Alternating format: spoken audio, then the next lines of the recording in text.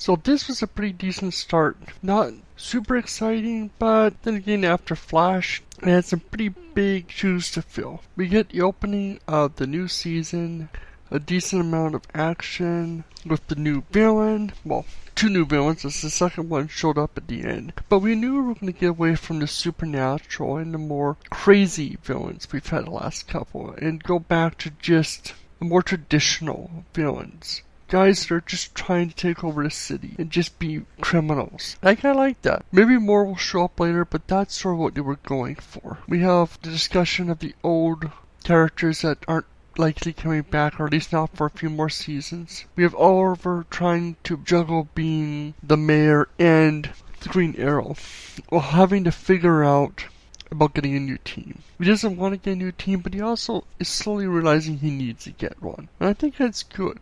It shows that he's growing, maybe. Hard to say with him, but having a team will give him some opportunities he hasn't had for a while. So I'm kind of hoping that develops. We see some of the new team.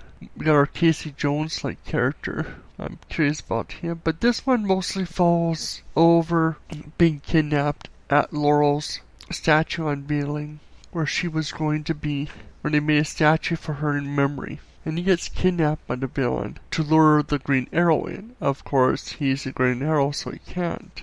So that deals with, he escapes, kills a couple of guys, one which I sort of get because he has to keep his identity, but the rest was going a bit far. I'm not quite sure what can be done there. Is that something he's going to keep doing, or is something he needs to stop? One of those tough things. We'll have to wait and see where this develops. But still, like I said, a good start. This series is finally, I think, has potential to be good. I liked the last season. I've enjoyed the show, but it's, compared to Legends of Tomorrow and Flash, it's just not quite there. And it really needs to, especially get rid of the CW romance. That's the thing that kind of bothers me the most. We have this whole tendency to do this whole CW romance, which is just simply the whole will she, won't she kind of thing where they dance around for 20 episodes, get together for 2, and then break up. We've seen it in Flash, we saw in Legends of Tomorrow, even though we knew it was going to happen because the characters couldn't be together. And now we're seeing it so many times in Arrow.